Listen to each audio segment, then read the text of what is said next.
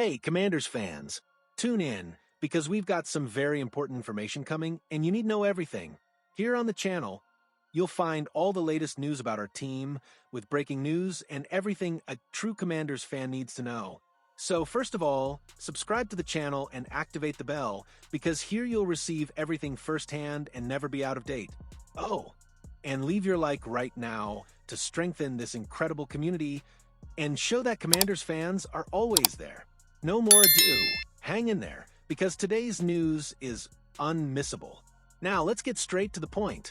Commanders Jayden Daniels still day-to-day ahead of game against the Falcons. Washington quarterback Jayden Daniels remains sidelined with a knee injury as Dan Quinn urges caution and RGII praises the decision to protect him.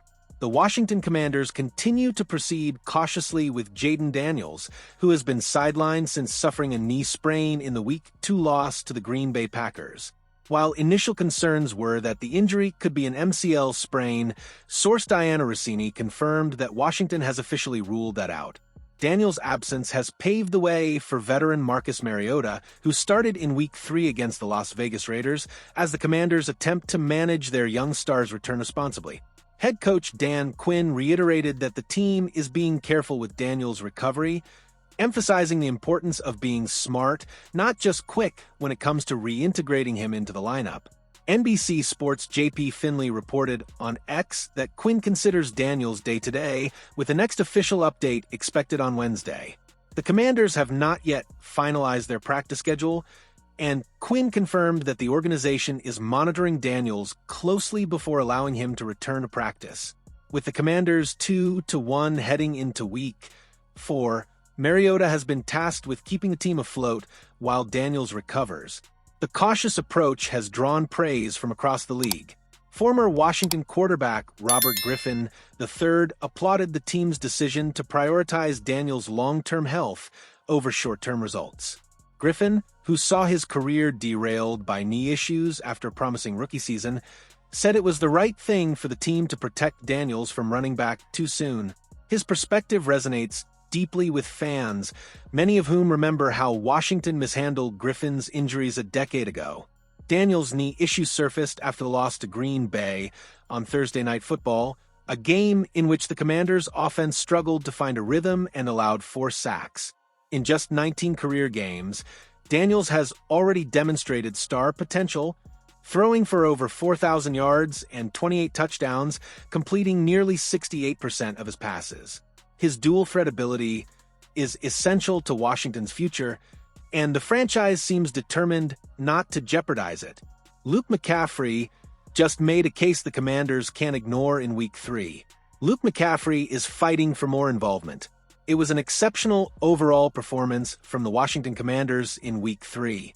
They controlled the tempo throughout the game, overcoming some serious injury issues to come back to win on their first try.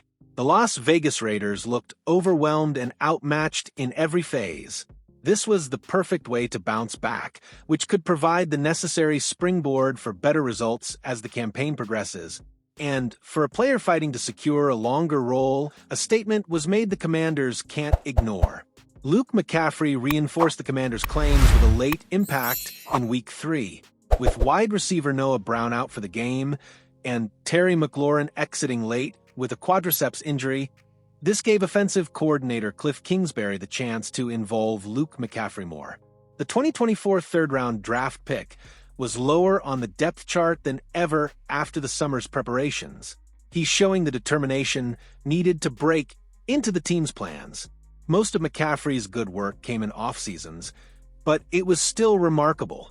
He brought in all 3 of his targets for 56 receiving yards.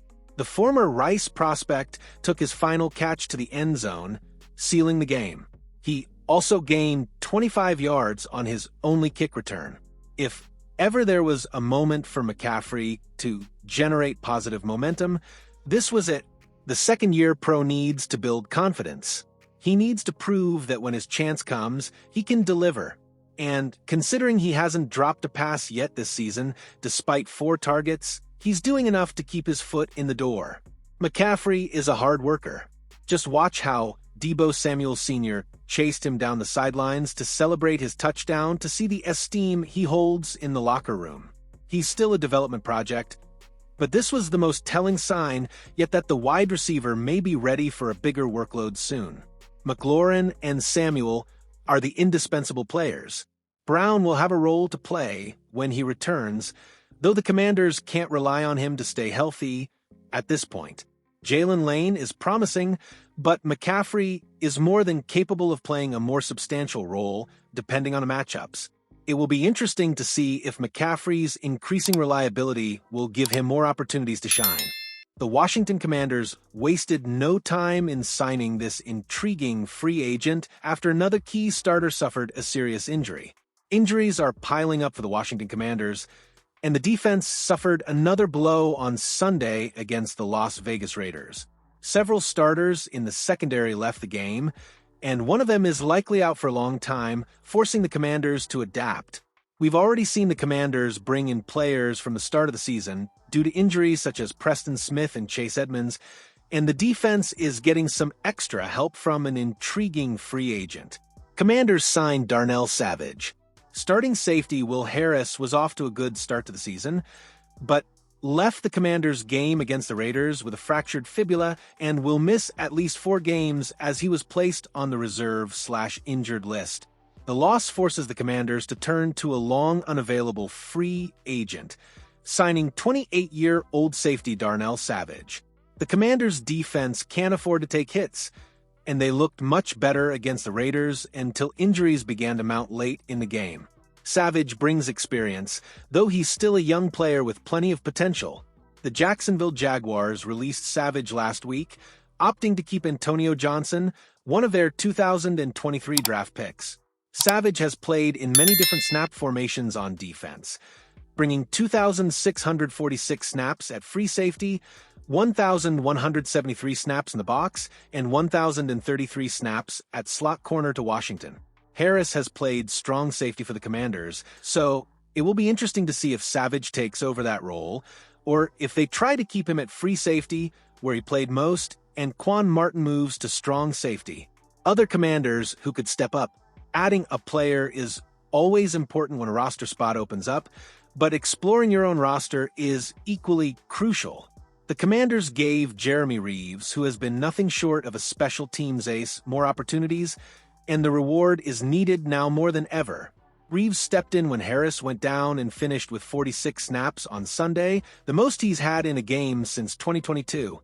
The downside, however, is that Reeves finished as the Commanders' lowest-graded defender on Sunday, with a 37.1 PFF grade after allowing 3 receptions for 89 yards and a touchdown. Tyler Owens and Percy Butler are the other 2 options who are usually depth or rotational players, but we haven't seen much quality playing time from any of the 3 backups, so Savage may need to step up and take over as the starter.